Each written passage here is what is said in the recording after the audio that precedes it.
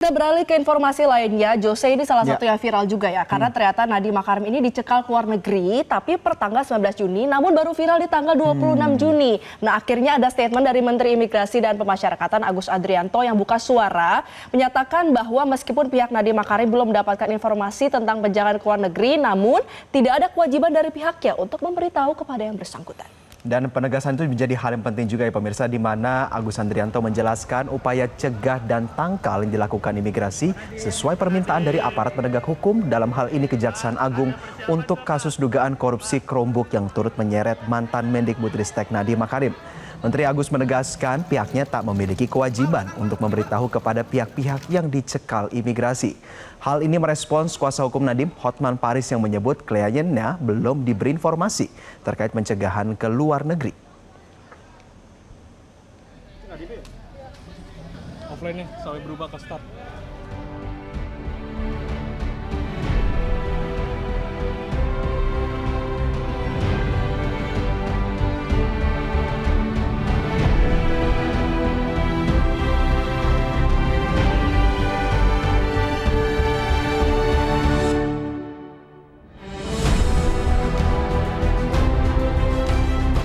Ya, Valeri, tentu menjadi pertanyaan yang menarik ya. Apa kira-kira menjadi pertimbangan daripada penyidik untuk melakukan pencekalan terhadap perjalanan dari Nadiem Makarim ke luar negeri? Apakah melihat adanya urgensi? Karena kan di pemeriksaan pertama 12 jam diperiksa dan disebutkan akan diperiksa kembali. Ya, dan secara resmi memang sebelumnya penyidik Jampitsus Kejaksaan Agung telah mencegah mantan Menteri Pendidikan, Kebudayaan, Riset, dan Teknologi Nadiem Makarim untuk berpergian ke luar negeri. Larangan ke luar negeri selama 6 bulan kepada Nadiem demi memperlancar proses penyidikan kasus korupsi pengadaan laptop Chromebook senilai 9,9 triliun rupiah.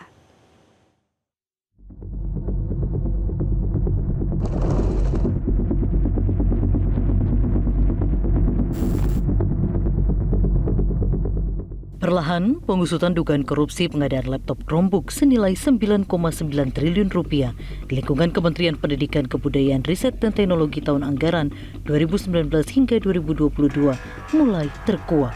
Kejaksaan Agung memutuskan untuk mencegah mantan Mendikbudristek Nadiem Makarim bepergian ke luar negeri.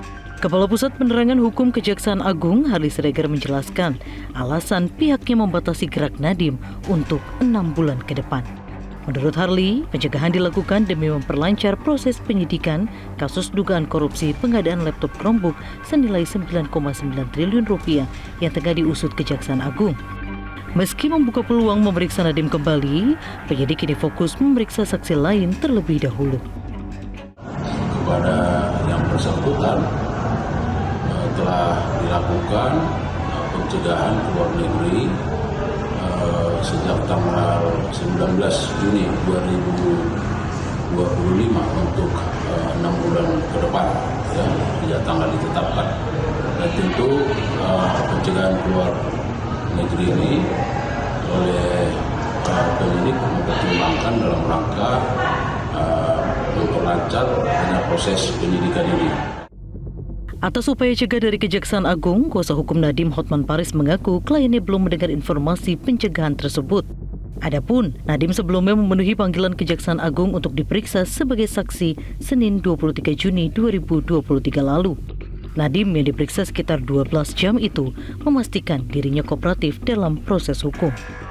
Dan apresiasi setinggi-tingginya kepada segenap jajaran aparat dari Kejaksaan yang telah menjalankan proses hukum ini dengan baik, mengedepankan azas keadilan, transparansi, dan juga asas praduga tak bersalah.